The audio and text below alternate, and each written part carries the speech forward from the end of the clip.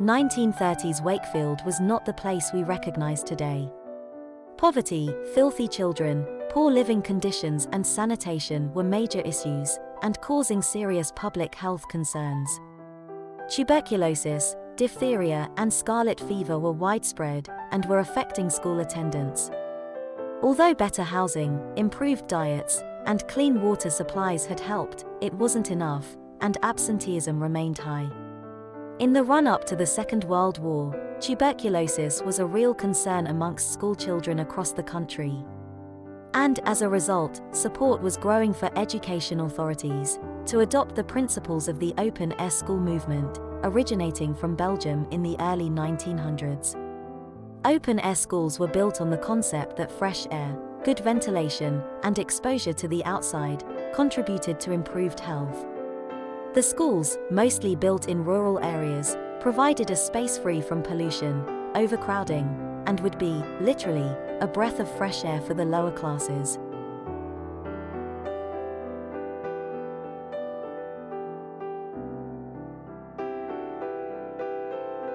The city's medical officer for health, Dr. Alardis, wanted to see schools with outdoor classrooms across the Wakefield district. However, except for many Gates and Snapethorpe schools, built in 1928, no others had been built. It would be agreed that the next best thing would be to build a school outside of the area, and steps were taken to find a suitable site. A site was eventually chosen on land adjacent to Hull Road at Hornsey, in the East Riding of Yorkshire. Subsequent plans were drawn up for a residential school, and funding put in place by Wakefield Council. The facility was to allow Wakefield's school children to spend up to 3 weeks on residential visits between April and October each year. And during the summer break, the Seaside School would be a dedicated summer camp for debilitated children. The new Wakefield Seaside School, costing £10,000, was eventually completed in spring 1938. Wakefield Seaside School was formally opened on May 2, 1938, by the City of Wakefield Education Committee. The committee was welcomed to Hornsey by the chairman of the Hornsey District Council, Councillor F.G. Mather JP. Wakefield Mayor Tom Crowe, accompanied by representatives of the church and other dignitaries, conducted the formal opening ceremony.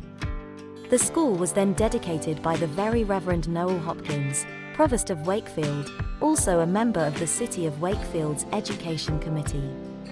Delegates were invited to a guided tour of the facilities, before partaking in refreshments and entertainment. All the buildings, with the exception of the shower and toilet block, were single-story, timber huts with slate roofs. The canteen hut faced the road and were flanked by smaller staff accommodation huts. To the rear, across a grassed courtyard, is the assembly hall. To either side of it are classrooms.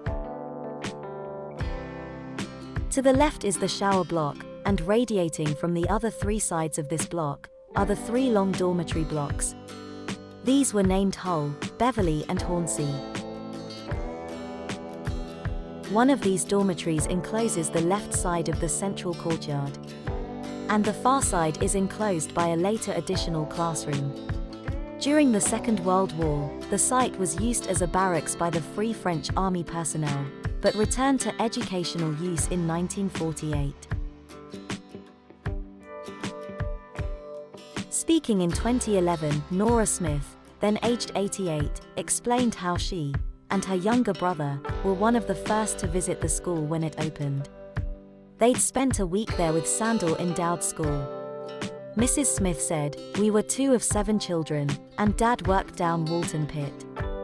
But you didn't get much money back then, so there was none for holidays. We would never have seen the seaside as children if it wasn't for Hornsey. I remember we had shoes and clothes given to go. We would have lessons in the morning, and go on nature walks and things in the afternoon. On the last day, they took us into town so we could buy little presents to take home. It was so lovely."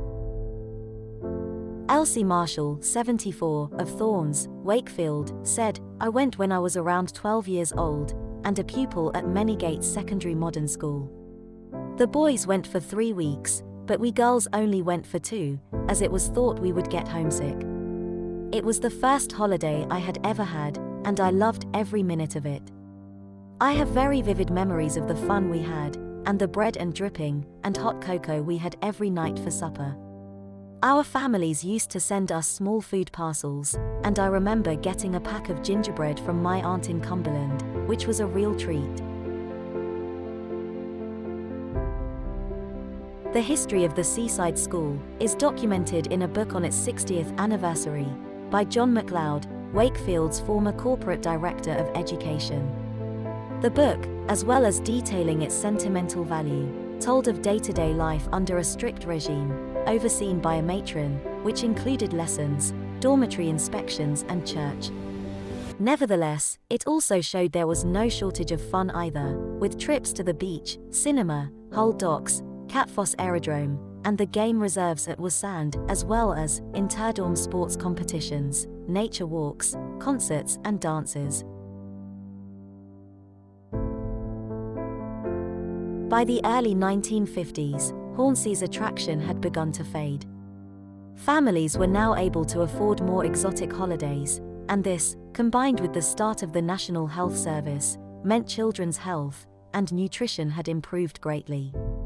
In 1974, the place was overhauled and given a new lease of life. The newly formed Wakefield Metropolitan District Council rebranded the school, and its name was changed to Hornsea Outdoor Residential Centre. The focus had now shifted to providing children with life experiences and building resilience, rather than combating illness or disease. The new centre was reinvigorated, and Wakefield schools continued to consider it a valued asset in the education of its young adults.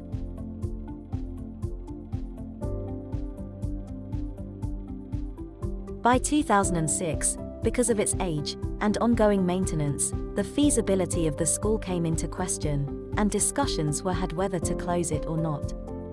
The school remained open, and Wakefield Council, along with other parties, jointly funded the facility, and would do so for a further 5 years. However, by 2011, the site was in dire need of urgent modernisation, and the cost was projected to be as much as £1.5 million. The council and benefactors reluctantly withdrew funding and conceded it would close in October 2011 unless a voluntary group comes forward to save it. Government cuts were blamed, but there'd been a question mark over the centre's future for some time. Sadly, after unsuccessful deliberations with numerous interested parties, it was, sadly, closed as planned. The whole area would be demolished, and the site was redeveloped. The old Wakefield Seaside School is now the site of a private care home for the elderly, and has been, since approximately 2018.